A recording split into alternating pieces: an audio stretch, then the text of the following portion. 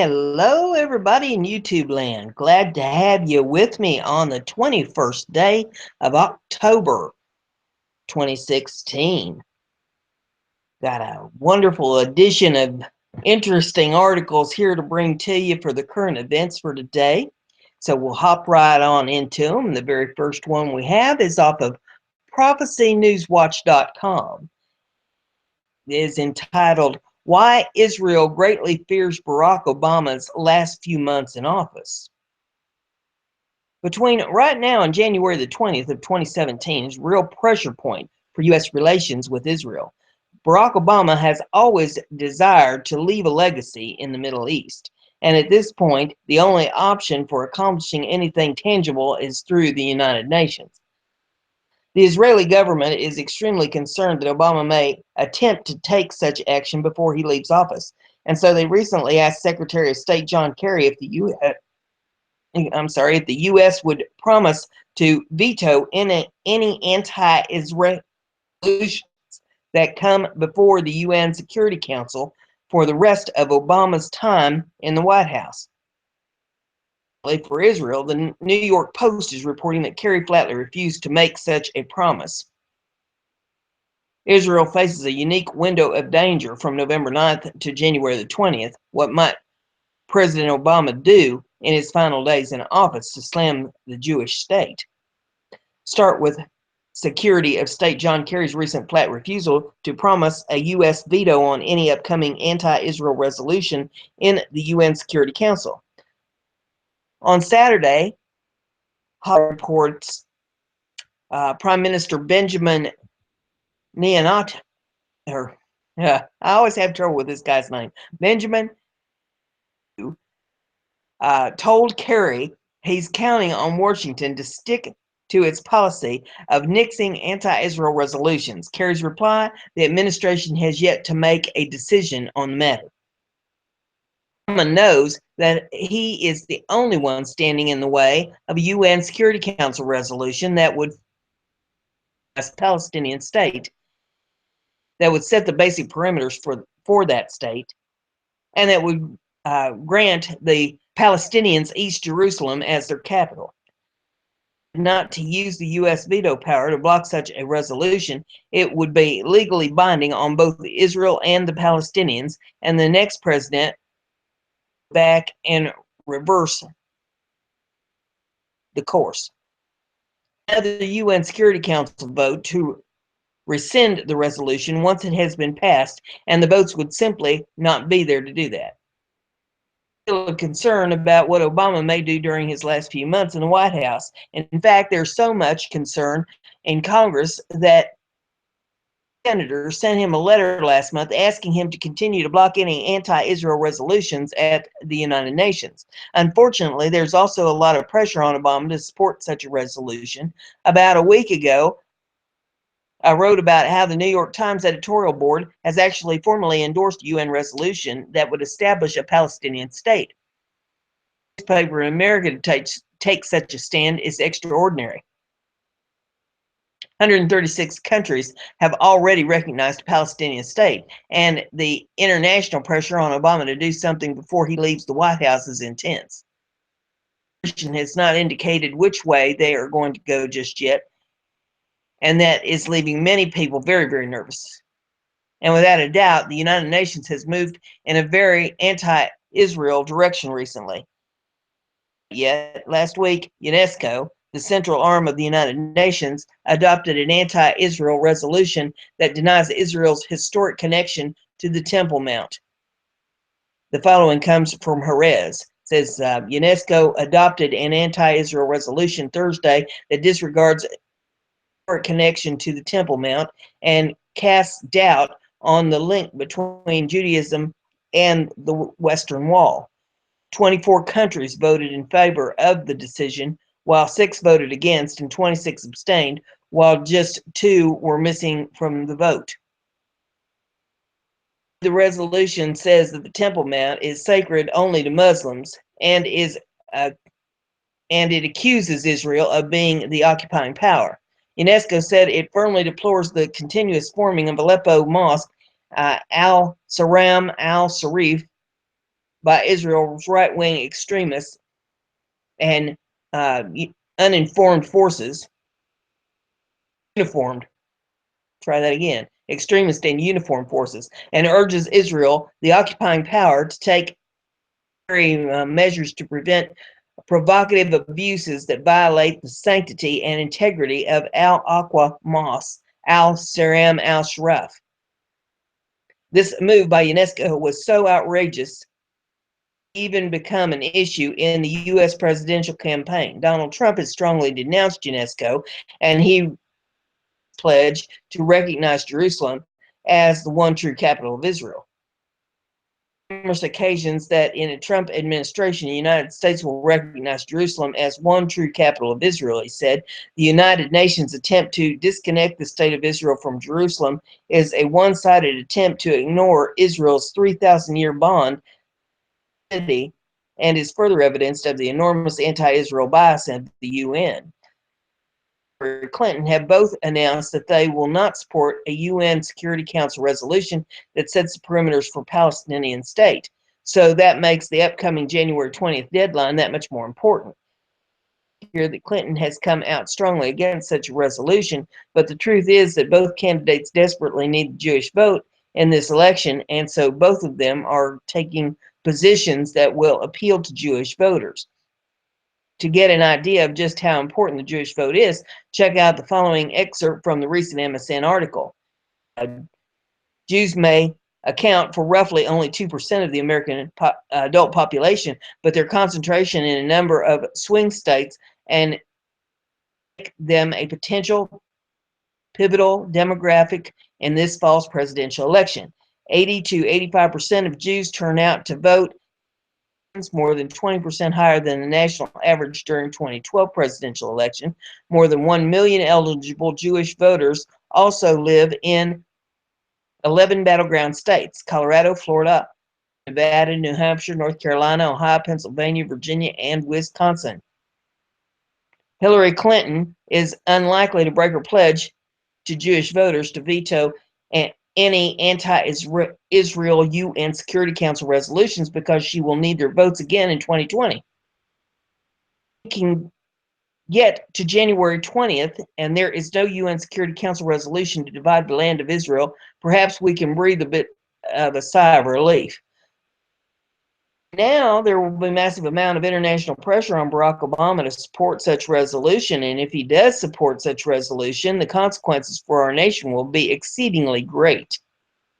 We have seen a pattern of judgment on anyone that is involved in trying to divide the land of Israel. Attempting to divide the land of Israel is a big mistake, but is a mistake that our leaders keep on making over and over again. Or some other president, someday the U.S. government will play a major role in helping formally establish a Palestinian state.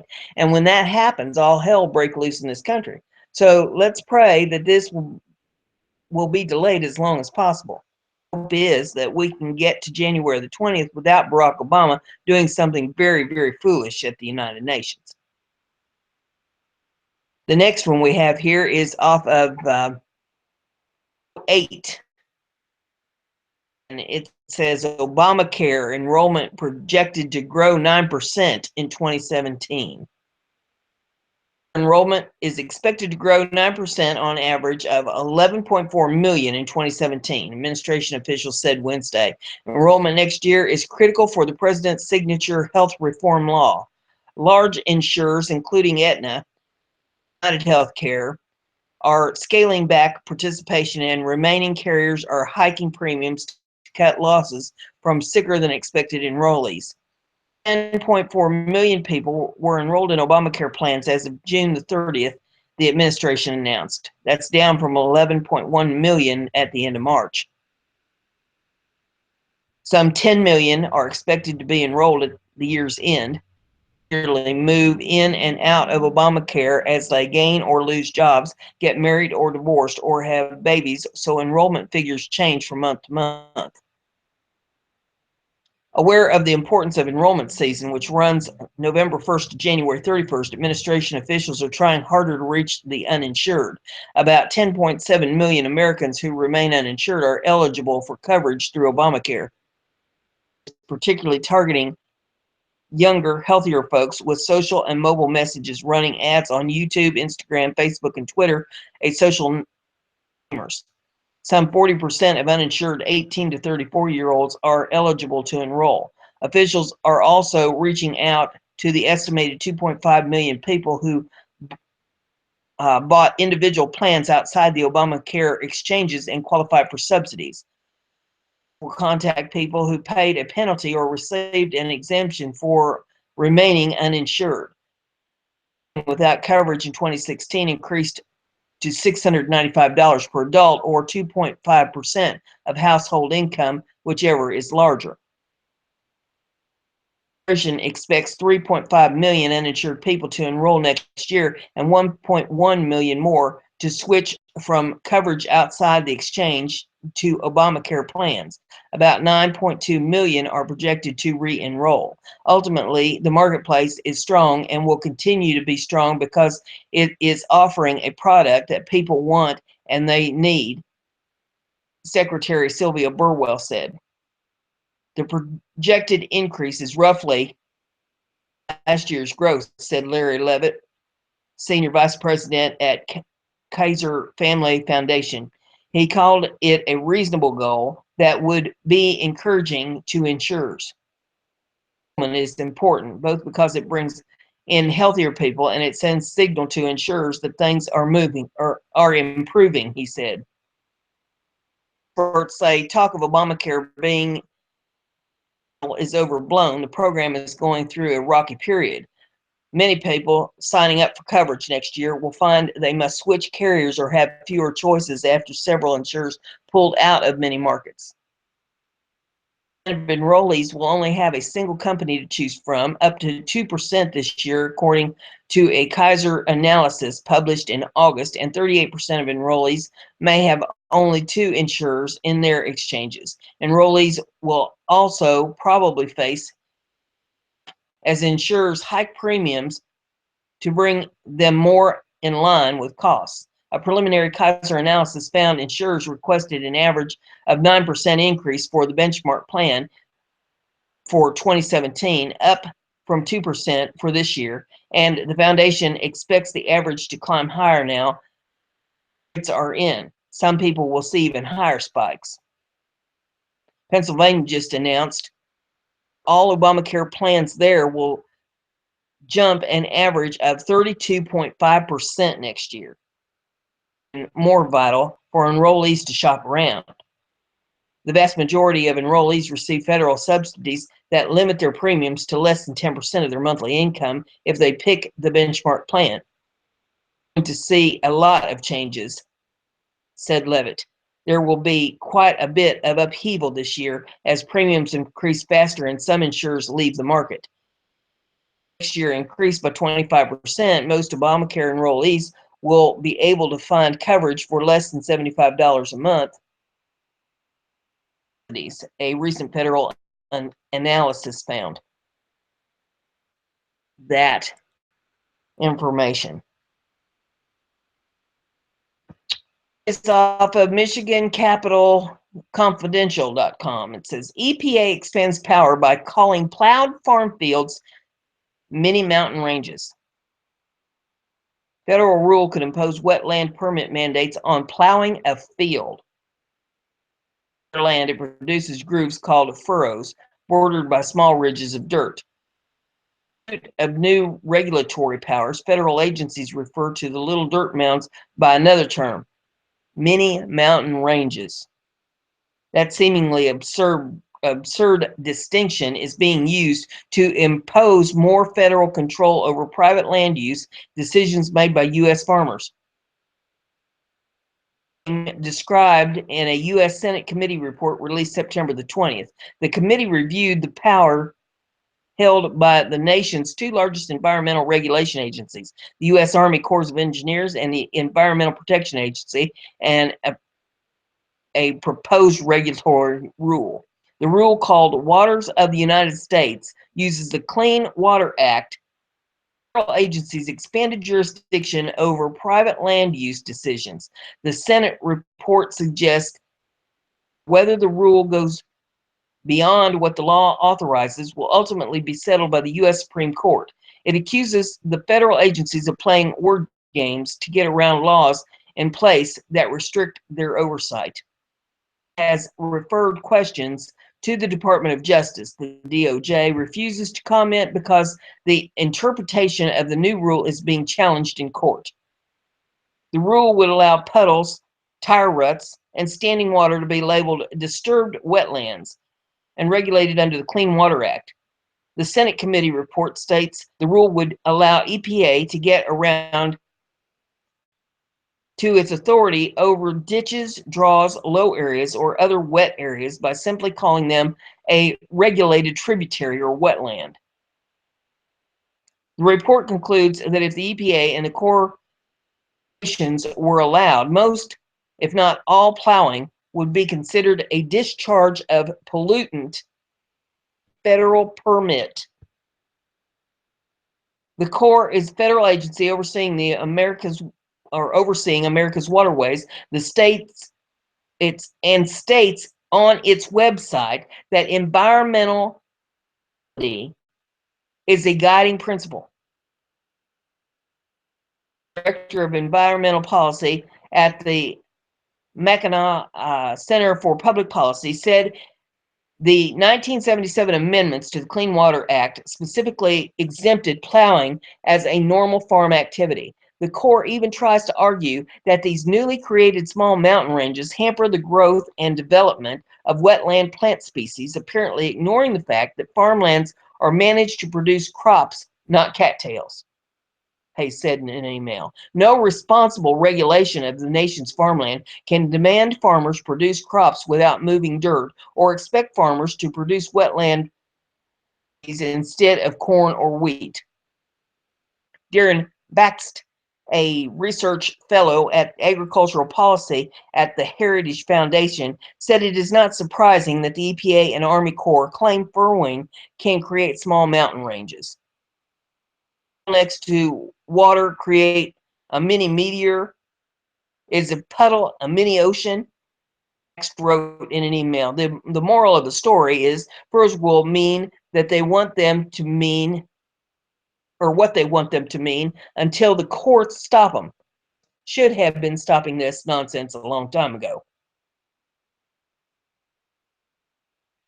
The next one we have is off of RT.com, and it says, time to say goodbye to U.S. Duarte proclaims on historic China visit.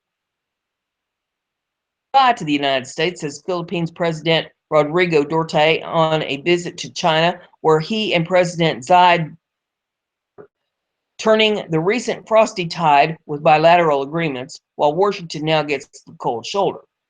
Duterte spoke to the press in Beijing on Wednesday on the eve of talks with Xi. There was scant information about what was on Thursday, but Duterte's conference coincided with talk of unprecedented agreements being written up, particularly the granting to the Philippines the use of Scarborough Shoal territories, a disrupted resource-rich area in the South China Sea. Has been slowly edging away from Washington after coming to power in late June. A series of spats and heated remarks finally resulted in his making good on the promise to mend ties with historic rival China. My country, or try it again, your stay in my country was for your own benefit. So time to say goodbye, my friend, Duarte said, as members of the Filipino expat community in Beijing listened in the audience. He was, of course, referring to the military presence enjoyed by Washington at a number of Filipino bases. He's not been particularly vocal again since September. Interference. No more American exercises. What for? He told the audience. Okay, anymore. Be insulted there, he added. No political analyst thought the world leader would ever do twice, calling U.S. President Barack Obama a son of a whore again. U.S.-Philippines relations have been viral ever since the administration started voicing concerns over Duterte's tactics in dealing with drug crime. Manila didn't like Washington's stance one bit, and Duterte issued a series of fiery remarks warning Obama to stay out of it and stop dictating Philippines' policy. Economic and political benefits of a membership relationship with China ever since. What kept us was not our own making. Of course, the Philippine leader said, as quoted by, are expected to sign over 24 of agreements, including the above China Sea concession, a massive step for China, which was defiant in the face of Hague Court ruling in July, dictating that no one could be the sole territories.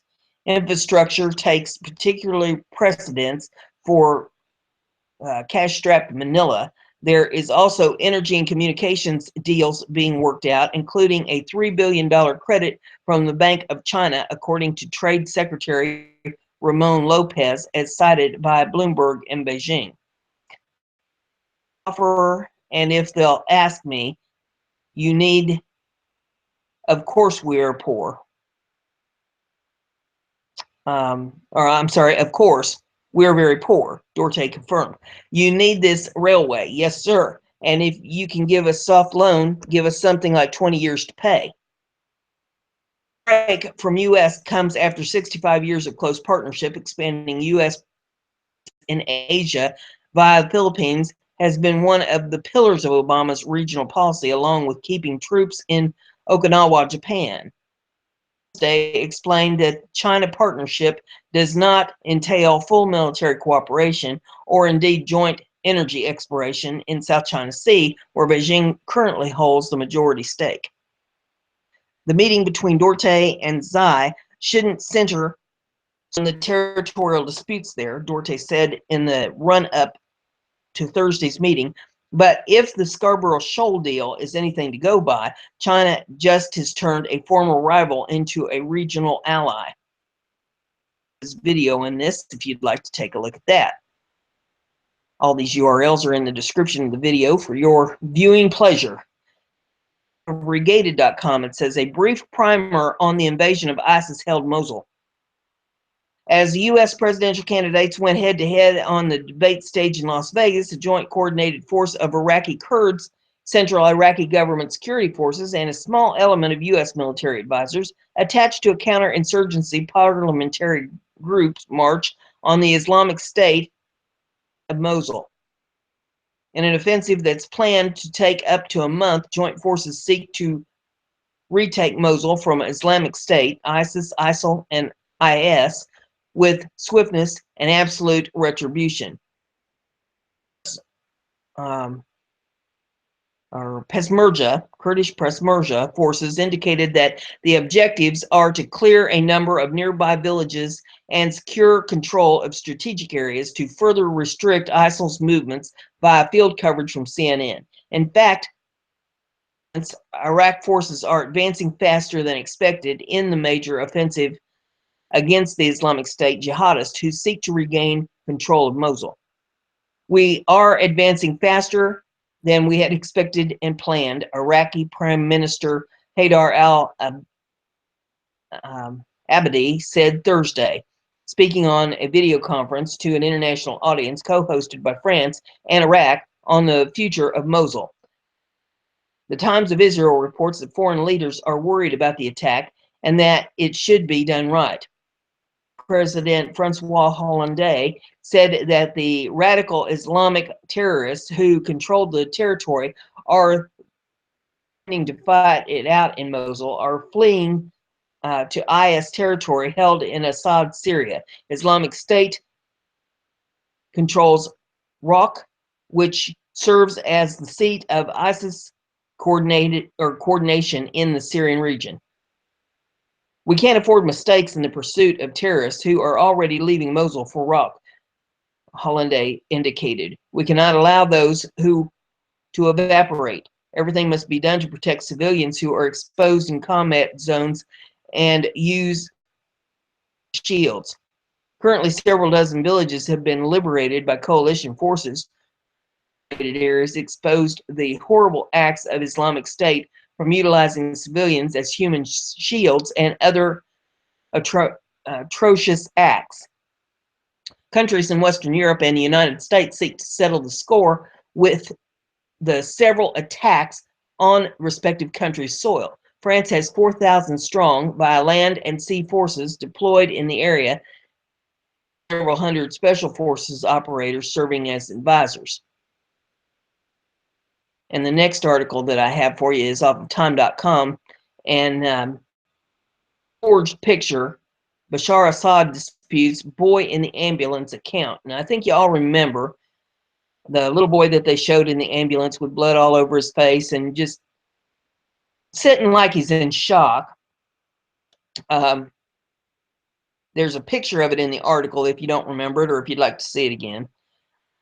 I have claimed that I think that that is a staged photograph. I mean, it just looks staged to me. That says Syria's leader slammed the image as fake against the accounts of eyewitnesses in Aleppo.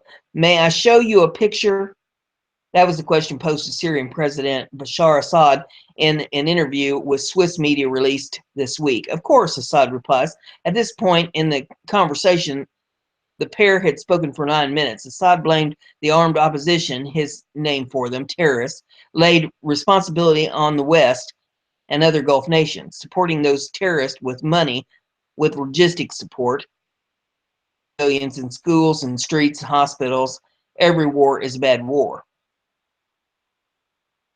The interviewer reaches into his pocket. This young boy has become the symbol of war, he says, pulling out the small image of the Aleppo boy who was rescued on August the 17th after local medical personnel said an airstrike destroyed his family's home. Of course I saw it, Assad said. His name is Omran, 5 years old, the interviewer says. Yeah, Assad adds. Covered in blood, the interviewer continues. Assad nods his head.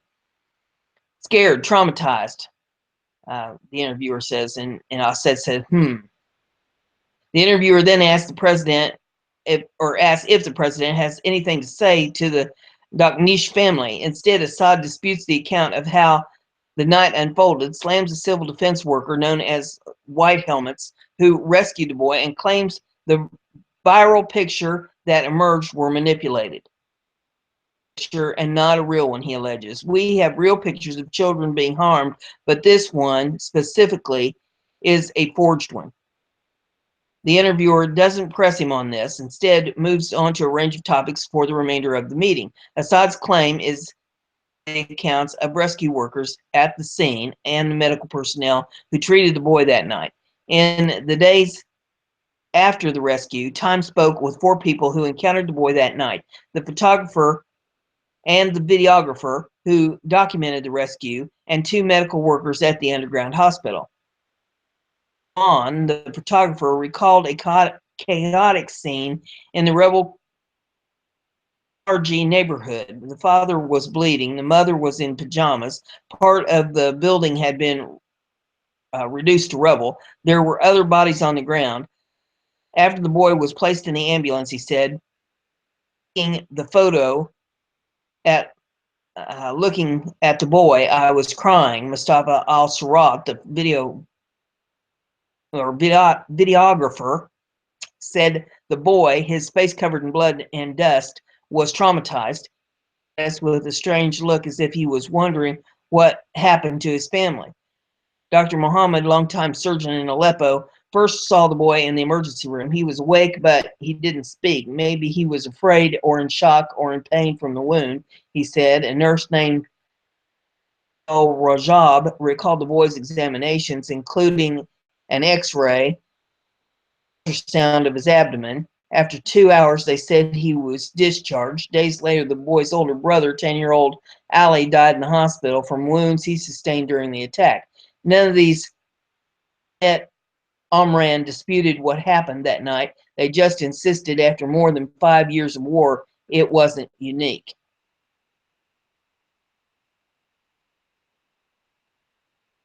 I don't know. I just find that there's something about that photograph that is just odd to me. I can't put my finger on it, but it's not right. Anyway, the next one that we have here is off of thomasdishaw.com. And it says, Ford to lay off 13,000 hourly workers. As if the employment situation is not bad enough in this country.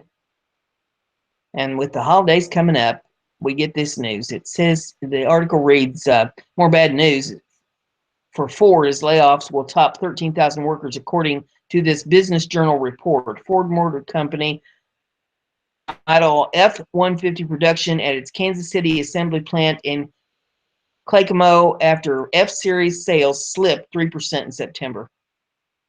Nationwide, Ford plans to lay off about 13,000 hourly workers. That includes about 9,000 in Kansas City and Louisville, Kentucky, and about 4,000 at 2 plants in Mexico.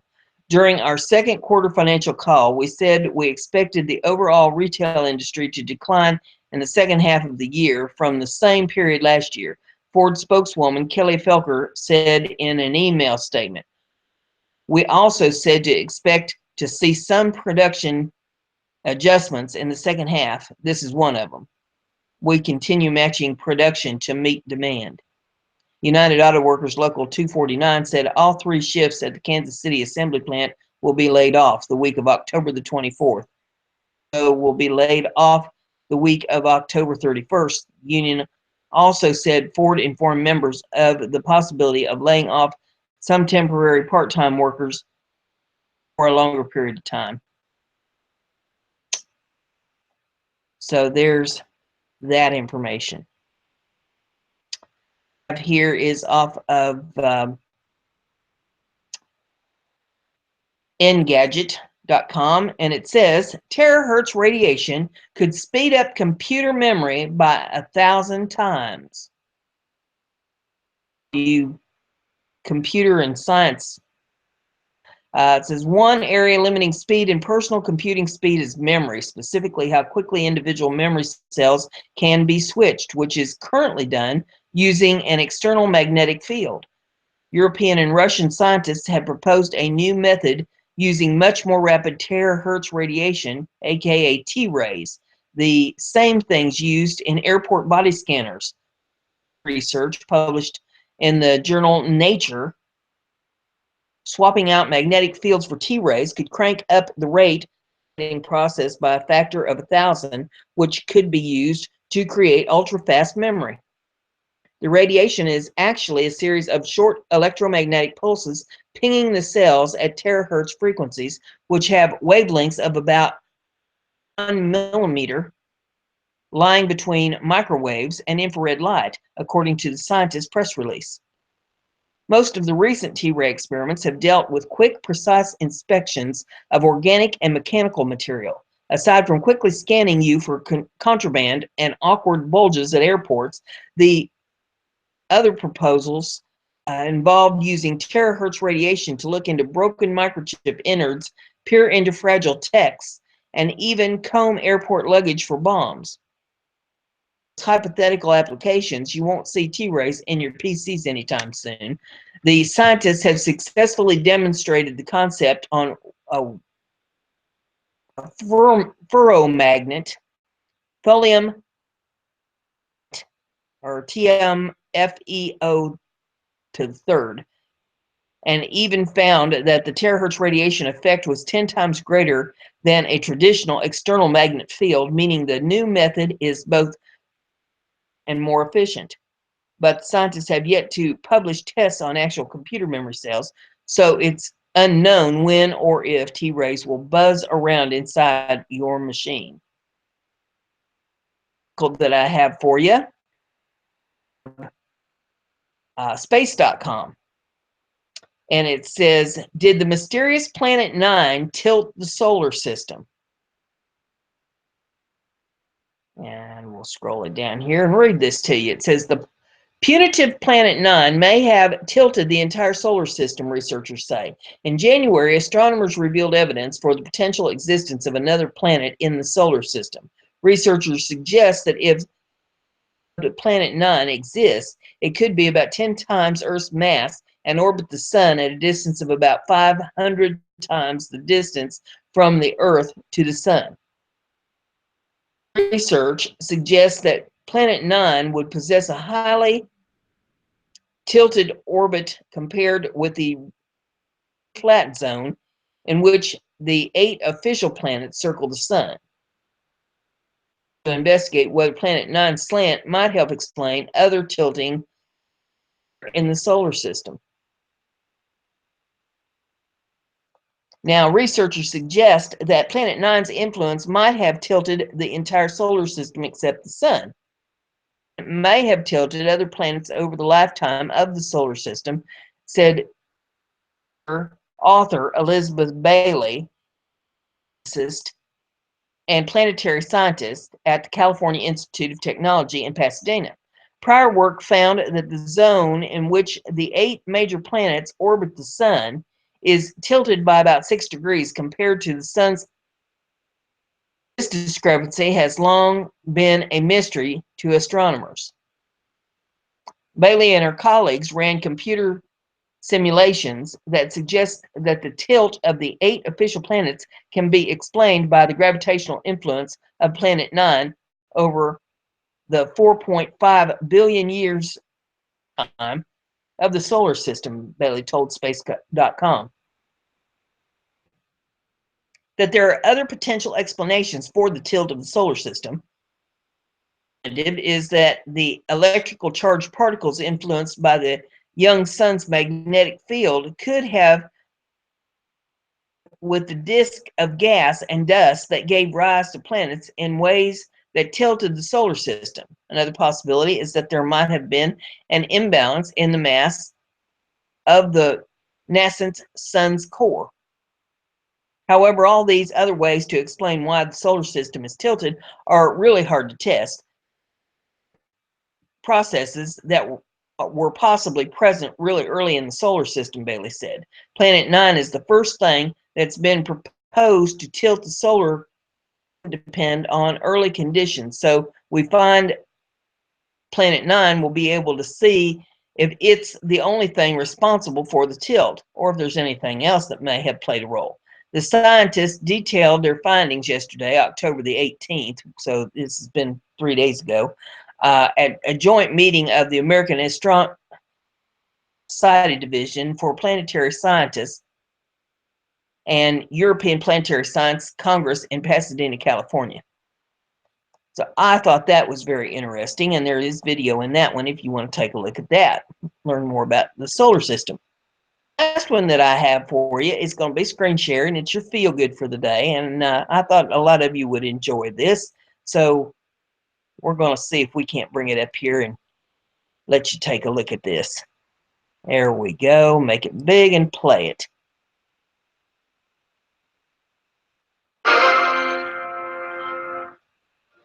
This school teacher from Kentucky is walking down the aisle on her wedding day. But what makes the day extra special are the 6 kids in the wedding party. They all have Down syndrome. Kinsey French is their teacher. She invited them to serve as ring bearers and flower girls. Obviously, whenever you have kids in a wedding, you never know how it's going to turn out. But they did such a wonderful job. Kinsey's husband, Josh, actually popped the question in front of so it made perfect sense to have them there to celebrate her wedding day. I knew how important it was for Kinsey to have them there, and so it was a no-brainer for me as well. It was wonderful. It was a dream come true. For these kids, too.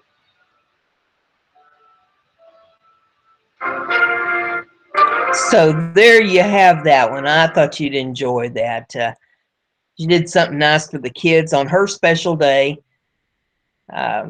You know, and who knows it, you know, if they'd ever have a chance to be in anybody else's wedding. You never can tell, but you know, she wanted them all involved. They was part of her work life, and she wanted them involved in her personal life as well. It just goes to show you, you know, that you can involve people in special moments in your life, and it'll be something special that they'll remember as well. Do something nice for somebody. It'll make you feel good too. You don't know how special it'll be to that individual. And it doesn't matter if it's a child or if it's an adult or if it's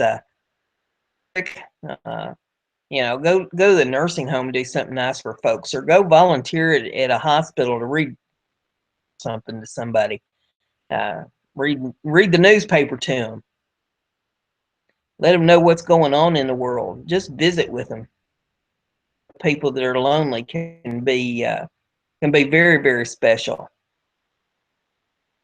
Know what it means to somebody when you do something nice. So with that, we're going to close her down for today. I hope it's a beautiful day where you are. I hope you're able to go out, kick off your shoes, put your feet in the grass, soak up some earth energy, balance yourself, take a deep breath of fresh air, and be glad you woke up above ground. We'll see you back here tomorrow. Bye.